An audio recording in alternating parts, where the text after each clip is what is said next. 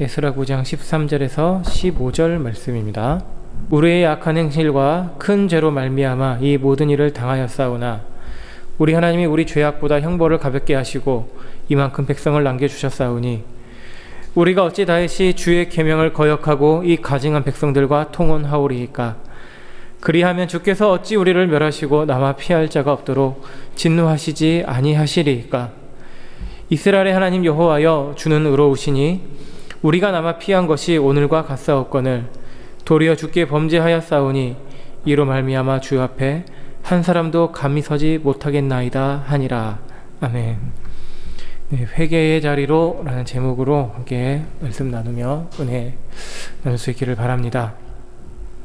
날이 많이 갑자기 추워졌습니다. 하루 사이에 영하 10도까지 떨어져 버리는 날씨가 되었고, 또 지하철의 운행 문제 때문에 저도 오늘 오는 길에 이게 쉽지 않구나, 이래저래 상황이 쉽지 않은 것 같습니다. 나라 상황 안팎으로 어지럽고 혼란스럽고, 그러면서 이런 세상을 어떻게 살아갈 수 있을까라는 생각을 자꾸 하게 되는데, 정말 하나님을 믿는 믿음이 무엇인가에 대한 그 의미를 생각해 보게 됩니다. 가진 것 없어도 상황이 참 많이 무너지는 것 같아도 우리가 하나님께 소망을 둔다면 우리는 하나님 앞에 어떤 것을 구해야 할 것인가, 하나님께 어떤 마음으로 하나님 앞에 서 있어야 될 것인가, 그런 생각을 하게 됩니다. 그 중에 한 가지가 오늘 말씀 나누는 주제하고 관련이 있을 것 같습니다. 우리 주님께서 공생애를 시작하시며 사람들에게 제일 먼저 선포하신 말씀이 있습니다. 회개하라, 천국이 가까이 왔느니라. 세례 요한이 외쳤던 그 가르침을 예수님께서 그대로 가르치셨습니다. 가장 먼저 외치신 말씀. 회개는 사실 참 쉽게 말하기 어려운 내용인 것 같습니다. 껄끄럽죠. 입안에 든 모래처럼 뱉고 싶지만 뱉지 못하고 회개하고 싶지만 쉽게 되지 않는. 왜 그럴까? 우선 회개를 말하는 나 자신이 회개해야 하는 대상이기 때문에, 회개합시다라고 말하지만 나 자신이 회개되지 않는 부분이 있기 때문에, 죄가 해결되지 않는 내가 어떻게 과연 죄를 해결하는 것을 말할 수 있을까란 그런 생각이 듭니다. 그리고 죄를 마주한다는 것, 이것은 참 우리에게 큰 부담이 되죠. 벌거벗은 모습이, 벌거벗은 나를 보는 것이라는 생각이 듭니다. 정말 나 자신의 민낯 그대로 다 보게 되는 것, 그것을 사실은 우리는 꺼립니다. 그렇게 죄를 생각하고 회개하는 것은 껄끄러운 느낌이 들지만, 정말 우리가 기억해야 될 것은 죄는 느낌의 문제가 아니라는 것이죠. 실체가 있는, 실제로 그것으로 인해 피해가 있는 그런 일입니다. 누가 피해를 입느냐? 내가 피해를 입고, 다른 사람이 피해를 입고, 궁극적으로 하나님이 피해를 입었습니다.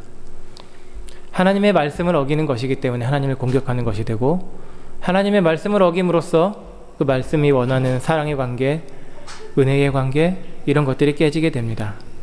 하나님의 통치를 거스르는 것이 되고, 그 하나님의 사랑을 멸시하는 것이 되기 때문에 하나님을 아프시게 해드리는 일이 됩니다.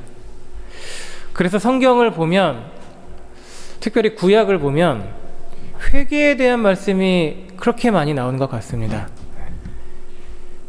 이스라엘의 이야기 처음부터 끝까지 어찌 보면은 하나님이 계속해서 민족을 사랑하시고 회개하라 회개하라 나에게로 돌아오라 하시는 그 말씀,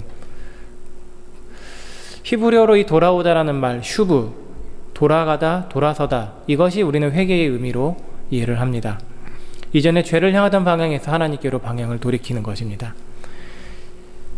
신약에서는 회개에 관한 단어가 메타노이아, 또 메타노에오, 이 단어는 뒤로 돌아가, 생각하다라는 뜻인데, 마음을 뒤로 돌이켜서 생각하는 것, 돌이키고 고치는 것입니다.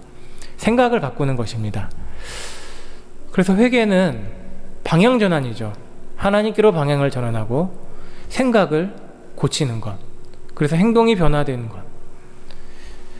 구약에서 아주 많은 교훈을 줍니다. 실제 사례들, 그리고 선지자들의 명령들, 회개에 관한 많은 말씀이 있습니다.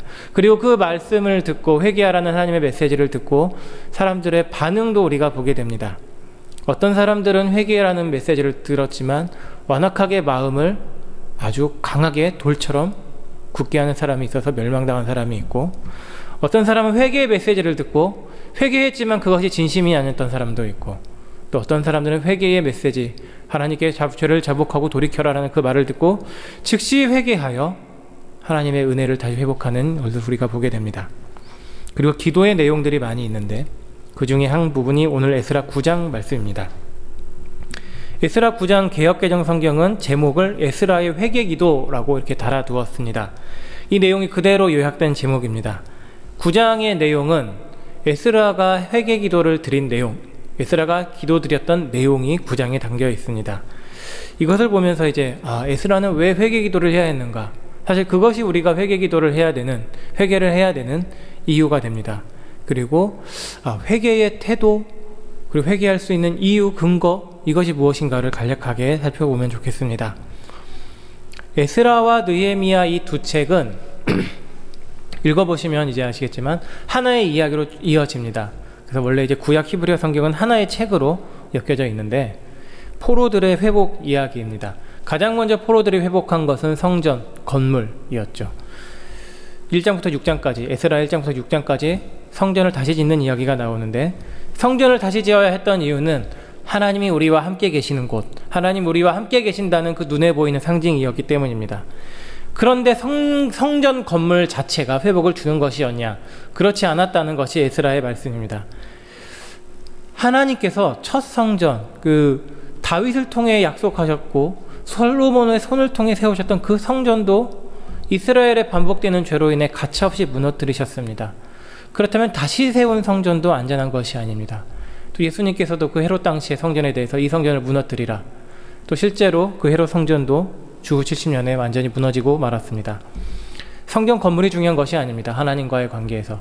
물론 실제로 하나님을 예배하고 높이기 위해 필요한 장소였지만, 성전이 성전되기 위해서는 그 성전을 사용하는 사람들의 회복이 필요했던 것입니다. 그래서 에스라는 말씀을 가르치기로 돌아왔습니다. 그리고 오늘 말씀 9장으로 이어지는 내용에서 어떻게 보면 굉장히 충격적인 내용을 에스라가 듣게 됩니다. 그 에스라가 들은 내용이 오늘 9장을 이해하는 배경이 됩니다.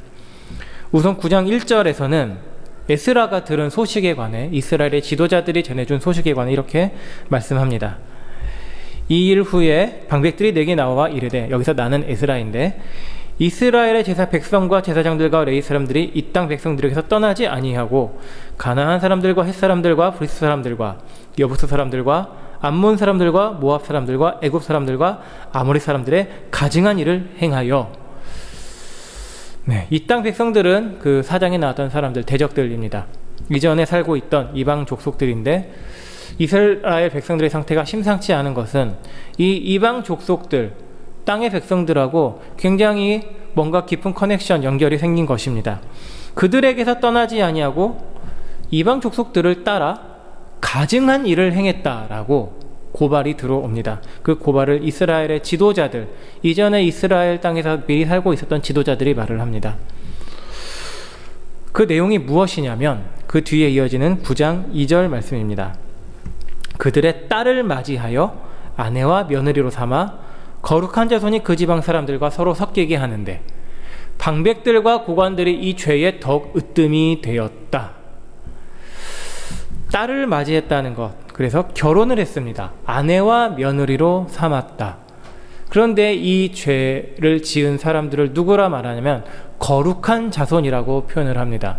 여기서부터 엄청난 문제가 있는 것이구나 보게 됩니다.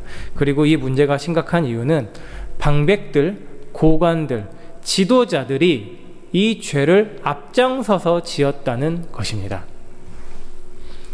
이 일의 실체는 이방 민족들과의 결혼입니다. 가나안 사람들, 헷 사람들, 브리스 사람, 여부스 아모리 사람들은 하나님께서 진멸시켜라 라고 여호수아에게 명령하셨던 가나안 족속들이죠. 암몬 사람, 모압 사람들은 이스라엘의 사실상 먼 혈통입니다. 그런데 늘 이스라엘을 괴롭히던 대적들이었고, 애굽은 이스라엘이 절대로 돌이켜서는 안 되는 땅, 그 죄악된 땅의 본보기입니다. 그러니까 이 민족들은 하나님께서 절대로 가까이 하지 말아라. 왜냐하면 너희는 거룩한 자손이기 때문이라고 말씀하신 것이고, 그래서 혼인 금지하신 명령, 신명기 7장 3절에서 이렇게 말씀합니다. 또 그들과 혼인하지도 말지니 내 딸을 그들의 아들에게 주지 말 것이요 그들의 딸도 내 며느리로 삼지 말 것은. 왜 이방 민족들과의 결혼을 금지하시느냐? 그 이유가 신명기 7장 4절에 이어집니다.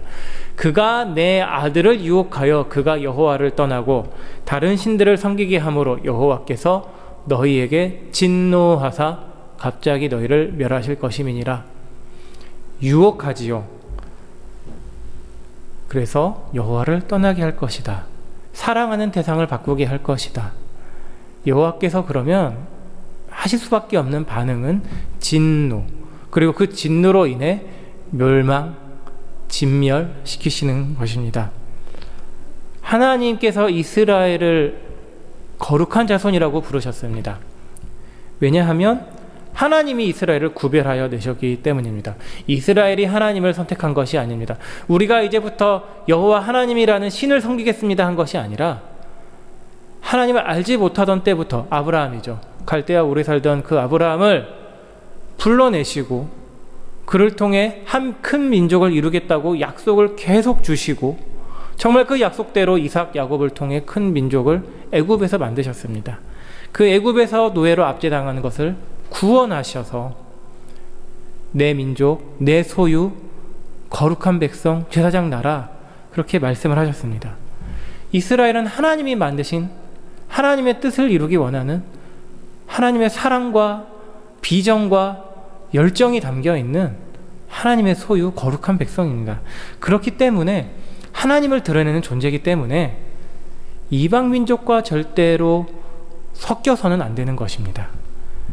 왜 하나님이 이스라엘을 그렇게 백성으로 삼으셨는가? 신명기 7장 8절에 이렇게 말씀합니다.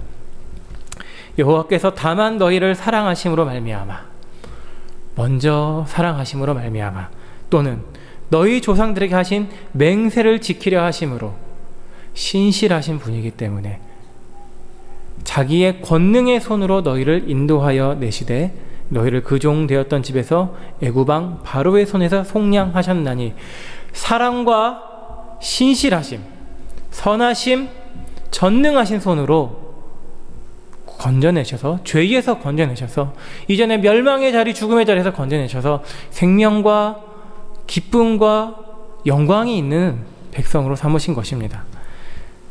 그렇기 때문에 하나님은 이스라엘을 절대로 포기하지 않으셨습니다. 그 포기하지 않으시는 것이 불처럼 타오르는 하나님의 질투로 드러납니다. 무엇에 대해 질투하시냐? 너희가 이방 민족을 따르는 것에 대해서 나는 가차 없다.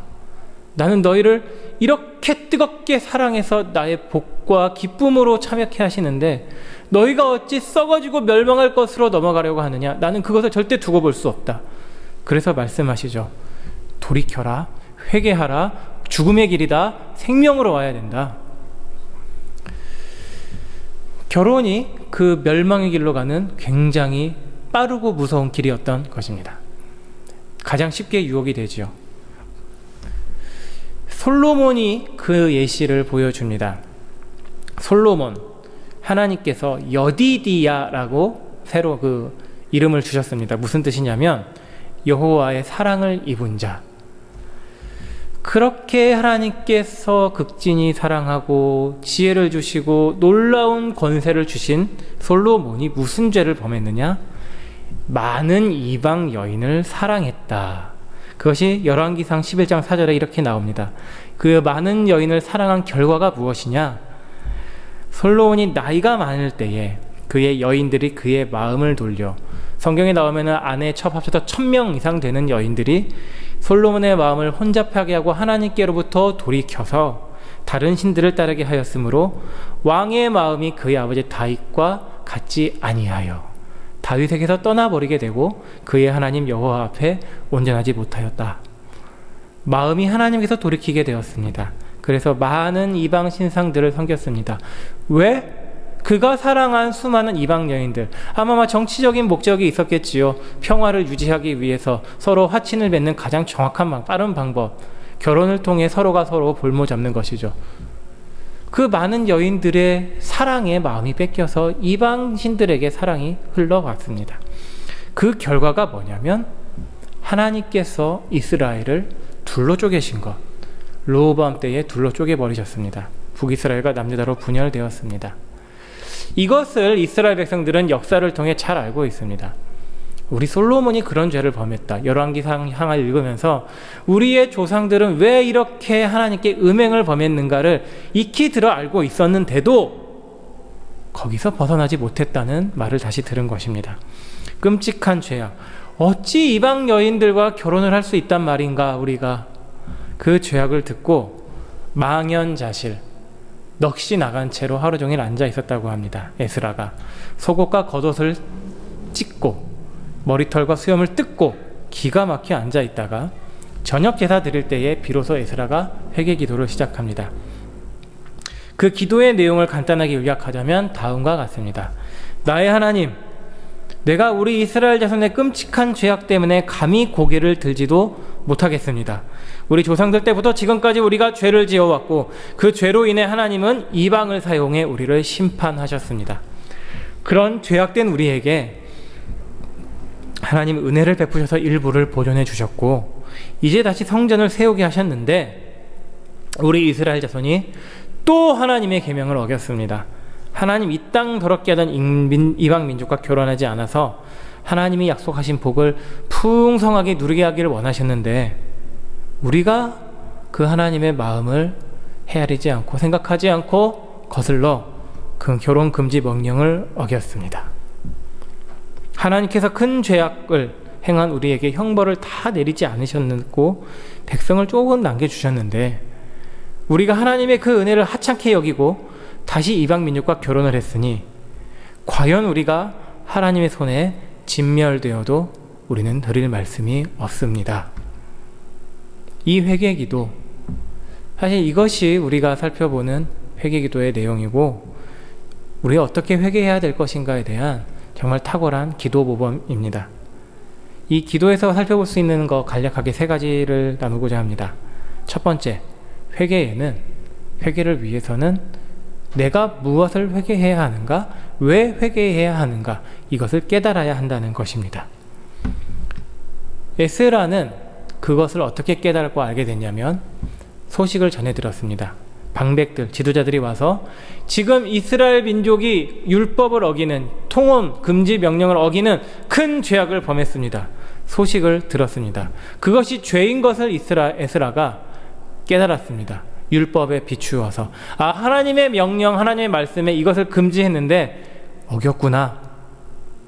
말씀을 기준으로 깨닫는 것입니다. 죄는 그냥 이것이 좋다 나쁘다의 문제, 괜찮다 싫다의 문제가 아니라 말씀이 yes or no 명확하게 칼처럼 자르는 기준에 의해서 나뉘는 것입니다. 그래서 말씀을 통해 무엇이 잘못되었는지를 자각하지 못하면 회개는 불가능합니다. 하나님이 원하시는 회개는 내가 이거 잘못한 것 같은데요? 그렇게 이루어질 수가 없는 것이죠. 그 세상에서도 어떤 범죄자들이 그렇습니다. 인면수심이라고 하죠. 사람의 얼굴인데 짐승의 마음이라고. 어떤 범죄자들은 자기가 잘못했다는 걸 정말 모르는 것 같습니다. 이런 죄를 또 얘기해도 뉘우치지 않죠. 그게 뭐 어쨌다고. 사소한 영역에서 사람들의 다툼이 있을 때 그게 무슨 잘못인데? 라고 말하는 사람들이 있습니다. 그게 뭐가 잘못된 건데? 분명히 잘못했고 실수하고 그런 건데. 그런데 그런 사람들에게 처벌을 내려도 납득을 하지 못하는 겁니다. 왜냐하면 나는 잘못하기 없는데 왜 내가 이런 벌을 받아야 되느냐? 왜 불이익을 받아야 되느냐? 그래서 처벌이 의미가 있으려면 죄를 인정하고 깨닫는 게 필요합니다. 나는 죄가 안 지었는데 왜 나에게 벌을 내리는가? 교화가 되지 않죠. 근데 우리가 사실은 영적으로 그런 모습일 것 같습니다. 처음에 죄를 지으면 좀 민감합니다. 이게 예를 들어서 예수님 믿고 나서 이것은 죄고 이것은 죄가 아니고 이전에 내가 너무 당연하게 했던 것 중에 사소한 것에도 민감하게 반응하다가 죄가 반복되고 그러다 보면 쌓이죠. 찌꺼기가 쌓이고 쌓이는 것처럼 그것이 오랫동안 쌓여서 굳어집니다. 마음이 돌처럼 굳어집니다. 작은 죄 따위는 눈 끔찍하지 않고 큰 죄도 점점 서스럼 없이 짓는 모습으로 변해갑니다. 이것을 어떻게 해결할 수 있을까? 처음에는 작은 죄를 쉽게 털어낼 수 있는 것 같죠. 먼지 툭툭 털면 되는 것처럼. 근데 그 먼지가 쌓여서 돌처럼 굳어지면 뜯어내지 못합니다. 그래서 나는 이걸 정말 해결하지 못하겠구나. 나중에 정말 큰 죄가 쌓인 것을 알면 포기하죠. 안 되겠다. 그런데 하나님께서 그런 자들에게 회개를 명하십니다. 왜냐하면 회개할 수 있다라는 것이죠. 그래도 할 수 있다, 회개. 회개는 하나님의 명령이기 때문에 해야 되는 것입니다. 왜 명령하시냐면 죽음의 길에서 살길 원하시기 때문에. 하나님께서 약속하신 것이 있습니다. 너희의 돌 같은 마음을 살처럼 부드럽게 할 것이다. 그래서 회개를 명하십니다. 그런 모범적인 예가 있습니다. 하나님의 말씀에 회개를 반응했던, 정말 회개에 관해서 직접 따라야 되는 반응의 예가 다윗입니다. 다윗. 하나님의 마음이 합한 자 다윗, 완벽할 것 같다는 다윗, 하지만 아주 큰 죄를 지었죠. 사무엘하 11장에 나옵니다. 밧세바를 자기 것으로 취했습니다. 그리고 밧세바를 취한 것에 대해서 증거인멸 하려고 했다가 실패해서 우리아를 전쟁에 내몰아 죽게 만듭니다. 그런데 그 죄에 대해서 다윗이 아무런 죄책감을 짓지 않았습니다. 아주 끔찍한 상태가 되었습니다. 그런데 하나님께서 그것을 잠시 지켜보시고 선지자 나단을 통해 지적하신 것입니다. 선지자 나단이 비유로 다윗에게 질문을 하죠. 어느 부자가 자기의 손님을 대접하려고 옆집에 사는 가난한 사람의 양 한 마리, 전 재산, 딸처럼 키웠던 양 한 마리를 빼앗아서 요리를 해줬다. 어떻게 해야 되느냐? 다윗이 듣자마자 율법대로 판결을 합니다. 그것은 양을 훔친 것이니 율법대로 양 4배, 4마리로 갚아줘야 된다. 율법을 잘 아는 다윗입니다. 근데 율법을 안다고, 법을 안다고 죄가 깨달아지는 것이 아니라는 것이죠. 그래서 하나님께서 나단의 입을 통해 하신 말씀입니다. 당신이 그 악한 죄인이요, 당신이 아내를 빼앗고 그 남편을 죽였으니 하나님께서 이것을 가만두시겠습니까? 이 나라를 당장 하나님께서 대적의 손에 넘겨줄 것입니다. 거기에 대해서 다윗이 어떻게 반응했느냐? 즉시 죄를 인정하고 회개하는 것. 이게 당연한 것 같은데 사실 그렇지 않은 것이죠. 왕입니다. 왕. 죽고 사는 것이 말 한마디로 가능한 사람. 사울의 경우는 죄를 지적받았을 때에 그러지 않았습니다. 오히려 찔러 죽이려고 하고 무시하고, 많은 왕들이 그랬습니다. 죄를 지적한 사람들을 가두고 때려 죽이려고 하고. 하지만 다윗은 그 지적을 듣고 즉시 회개합니다. 즉시 바로. 제가 예전에 선교단체의 수련연도단에서 훈련받았을 때 회개, 이런 원칙 3가지를 들었습니다. 즉시로 온전히 기쁘게. 아마 기도의 원칙 관련되는 것 같은데 정말 회개에 관해서 그런 원칙이 다윗을 보여줍니다. 즉시, 그리고 온전하게. 이 다윗의 반응에 대해서 다윗은 자기 입으로 고백한 내용이 시편 51편 3절에 이렇게 나옵니다. 물은 나는 내 죄과를 아오니. 네, 아는 것입니다. 아는 것. 이거는 지식이죠. 어떻게 하냐면 하나님의 말씀을 듣고, 말씀이 이것은 죄다라고 한 것에 대해서 그것이 올바른 하나님의 판결입니다라고 인정하고 받아들여서 나의 것으로 삼는 것. 그리고 인정합니다. 내 죄가 항상 내 앞에 있나이다. 나는 절대 죄를 안 짓는 깨끗한 존재가 아니다. 내가 지은 죄는 늘 내 앞에서 나를 정죄하고 있다. 그래서 내가 얼마나 흉악한 존재인지를 깨닫는 것이죠. 여기서 회개가 시작입니다. 그냥 하나님 잘못했어요 이게 아니라 나의 지은 죄가 얼마나 하나님께 모독이 되는 거, 하나님을 공격하는 것인지, 그것이 나를 얼마나 죽음으로 끌고 가는 것인지를 말씀을 통해 깨달으면 그때부터 진정한 회개가 시작됩니다. 요한계시록 2장 5절에서도 생각하라 말씀을 합니다. 그러므로 어디서 떨어졌는지를 생각하고 회개하여 처음 행위를 가지라. 어디서 너의 첫사랑이 떨어졌냐? 곰곰이 생각해봐라. 돌이켜봐라. 그리고 거기서부터 다시 회복을 시작해라. 회개해라. 두 번째입니다. 에스라는 이스라엘 자손들의 죄를 조상들의 죄하고 연결시킵니다. 그 옛날에는 연좌제라는 것이 있었죠. 제가 알기로는 해방 이후에도 꽤 오랫동안 연좌제라는 것이 사실상 있었던 걸로 기억하는데, 부모가 죄를 지으면 자식 손자들 3대를 멸족시킨다고 하잖아요. 굉장히 악한 제도입니다. 아니, 죄는 부모가 지었는데 왜 자식을 멸족시키냐? 왜 자식을 처벌하냐? 하나님 에스겔 18장에서 부모의 죄와 자식의 죄는 엄격하게 구별하신다라고 말씀하십니다. 그런데 왜 에스라는 지금 이스라엘 귀환한 자손들의 죄를 조상들의 죄와 연결시키는가? 죄의 뿌리는 그만큼 깊다는 것. 조상들 때부터 지어왔던 그 반역의 죄가 우리 지금 이스라엘 돌아온 귀환한 사람들에게서도 해결되지 않았습니다. 하나님, 이스라엘 포로 생활을 겪었는데도 이 죄의 본성은 해결되지 않습니다. 하나님, 그만큼 죄는 우리 인간 존재에 깊이 뿌리 박혀 있습니다.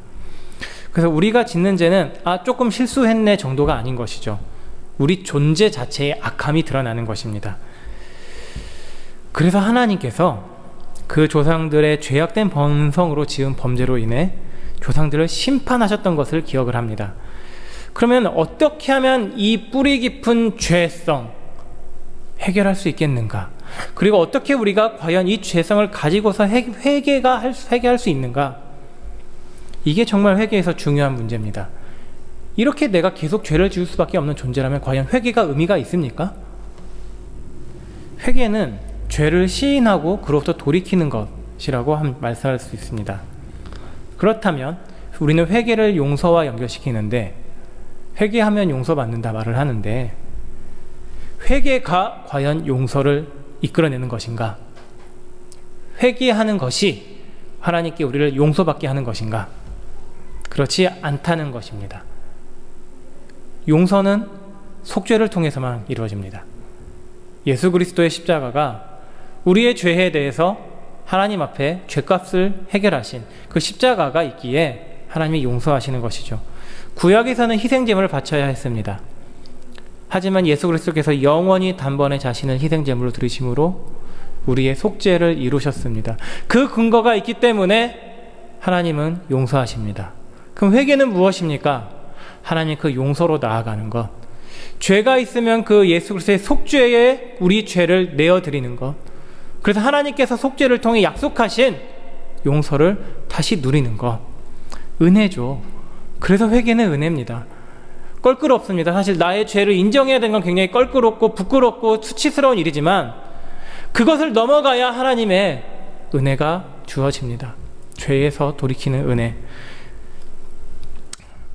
그렇게 우리가 회개 기도할 수 있는 것, 속죄가 있기 때문에, 속죄를 통해 보이시는 하나님의 긍휼이 있기 때문에, 이러한 간구의 마음, 그래서 우리가 회개할 때 하나님께 가져야 되는 마음이 에스라가 보여줬습니다. 우리가 하나님 앞에 어찌 설 수 있으리까? 뒤집어 말하면, 하나님, 우리는 아무 공로 없이 하나님 앞에 나아갈 수밖에 없습니다. 그러니 긍휼하심만 구합니다. 이것이 다니엘 9장 18절에도 동일하게 이렇게 나옵니다.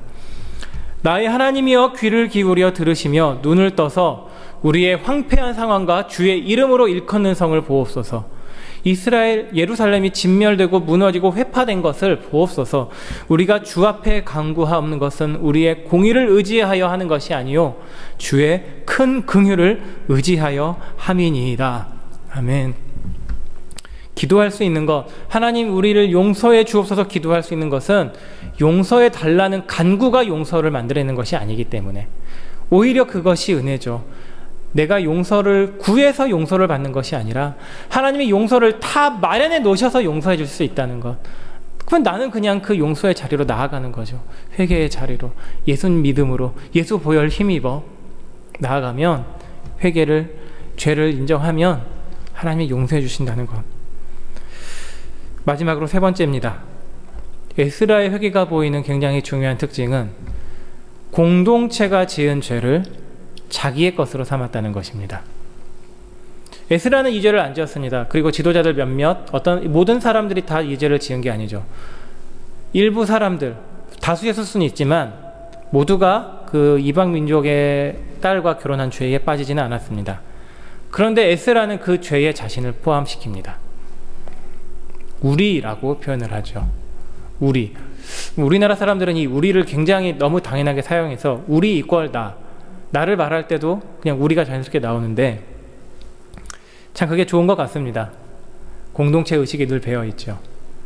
그런데 그것이 말로만 아니라 정말 우리의 실제 삶 가운데 열매 맺어야 되는 곳, 그것이 교회입니다. 하나님은 믿는 자, 예수 믿는 사람들을 각자 구원을 하시는데 참 신기합니다. 구원은 교회로 모이게 합니다. 그래서 어떤 신학자가 그렇게 말했던 걸로 기억을 합니다. 하나님은 우리를 교회로 구원하신다. 그러니까 구원받아서 혼자서 내두는 것이 아니라 교회로, 한 몸으로, 한 생명으로 모이도록 구원하신다. 사도 바울이 에베소 4장에서 이것을 아주 강조해서 말합니다. 몸이 하나요? 성령도 한 분이시요, 주도 한 분이시요, 믿음도 하나요, 세례도 하나요, 하나님도 한 분이시라. 다 하나죠. 그리스도 안에서 하나. 이방인과 유대인 모두 그리스도 안에서 하나. 구원받은 각 사람 모두 구원하신 삼위 하나님 안에서 하나. 성령께서 하나 되게 하신 몸. 그래서 이러한 하나됨을 성경은 몸이라고 비유하고, 이 몸의 특징, 이런 것에서 고린도전서 12장 26절에 이렇게 말씀합니다. 만일 한 지체가 고통을 받으면 모든 지체가 함께 고통을 받고, 한 지체가 영광을 얻으면 모든 지체가 함께 즐거워하느니라.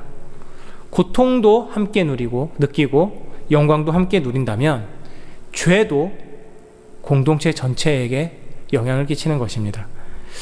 암이란 병이 그렇습니다. 한 부분에서 문제가 생기면 혈관을 타고 암 조직이 떠돌아다니다가 착 붙어서 전이를 합니다. 해결책은 딱 하나뿐입니다. 암의 근원을 뿌리 뽑는 것. 약을 쓰든 수술을 하든. 에스라의 회개가 그렇게 회개하는 것입니다. 함께 이 우리 몸 전체가 살기 위해 나는 그런 죄 안 지었으니까 괜찮아, 그게 아니라 이스라엘의 지도자이기도 하지만 이스라엘의 공동체의 일원으로서 기도하는 것입니다. 하나님, 우리가 이 큰 죄를 지었습니다. 그 죄에 실제로 짓지 않았던 사람도 죄의 영향 가운데 있기 때문입니다.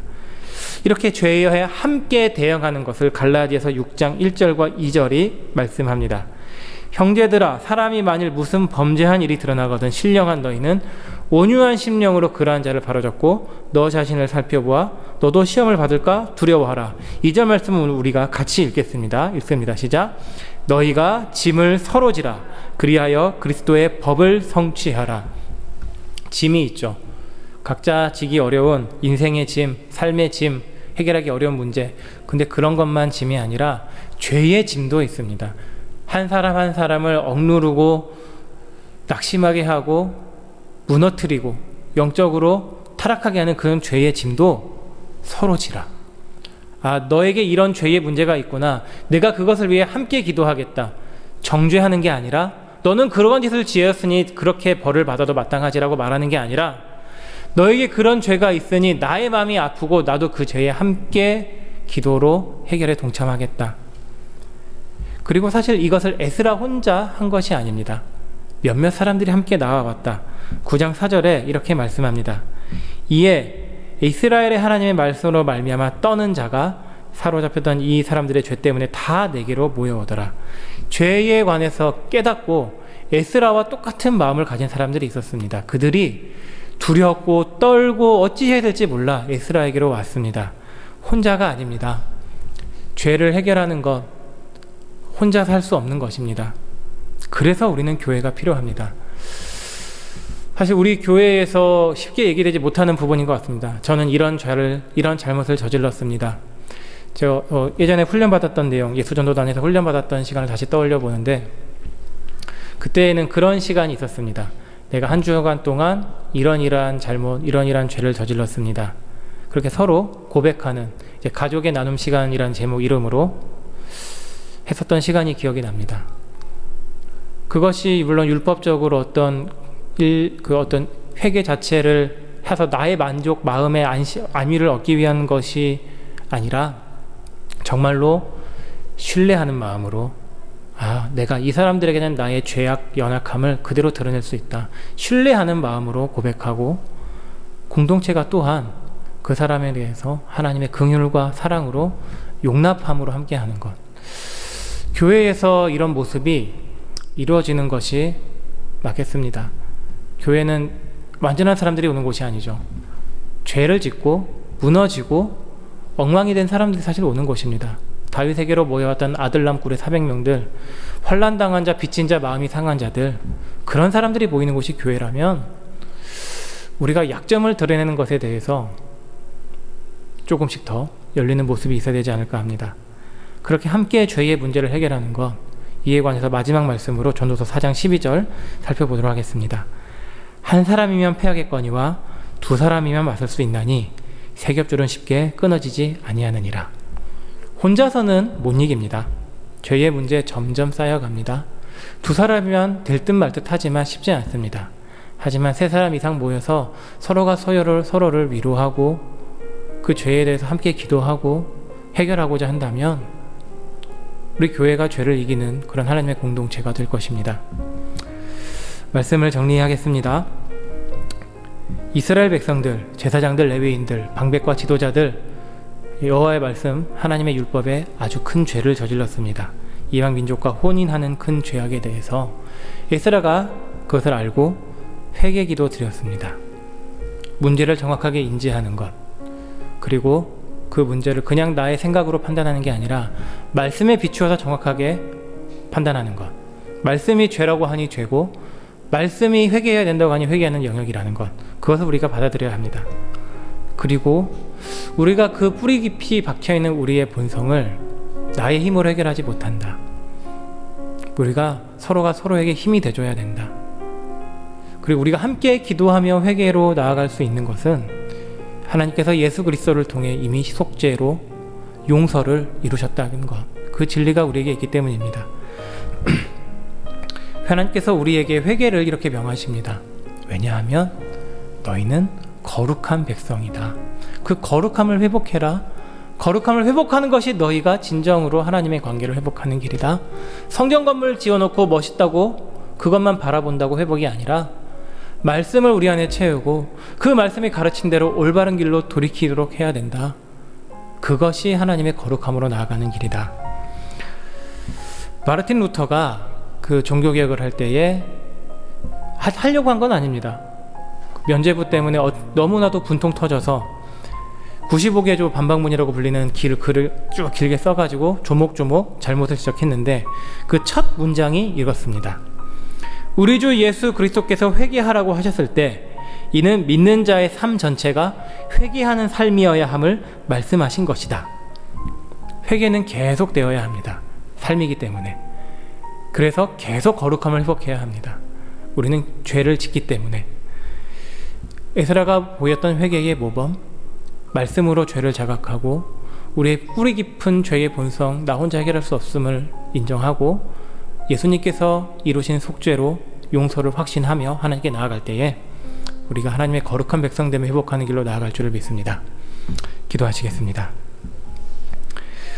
우리를 거룩한 백성이라 부르시는 하나님, 그러나 우리는 하나님의 거룩한 백성이라는 그 이름에 걸맞지 않은 죄를 너무나도 많이 짓고 살아왔음을 인정합니다. 우리 안에 음란과 탐욕과 시기와 질투와 분노와 당짓는 것과 살인과 모욕과 이루 말할 수 없는 수많은 죄악들, 관계에서 짓는 사소한 죄악들, 나 자신을 만족시키고자 속이는 죄악들, 하나님의 이름을 더럽히고 하나님 앞에 가증스럽게 되었던 그 죄악들이 있음을 고백합니다. 나 자신부터 하나님 앞에 회개하지 않았던 것을 주여 용서하여 주옵시고 우리가 주 앞에 진정으로 회개하는 자리로 나아가 거룩함의 회복이 우리 안에 있게 하여 주옵소서. 성령께서 우리의 죄악을 깨닫게 하여 주셨고 말씀으로 우리 심령을 비춰서 옳고 그른 것을 분명히 깨닫게 하여 주옵시고 우리가 거기에 겸손하게 겸비하게 반응하여 우리 하나님 원하시는 사랑과 생명과 복의 길로 돌이켜 나가게 하여 주옵소서. 하나님의 백성이라는 거룩한 정체성을 우리가 늘 지키기 위해 우리 삶 날마다 주님 앞에 회개의 자리를 지키게 하옵소서. 나아가게 하옵소서. 그래 우리 하나님과의 긴밀한 관계, 생명의 관계, 사랑의 관계, 거룩한 관계 늘 지킬 수 있게 하여 주옵소서. 예수 그리스도의 이름으로 기도드렸습니다. 아멘.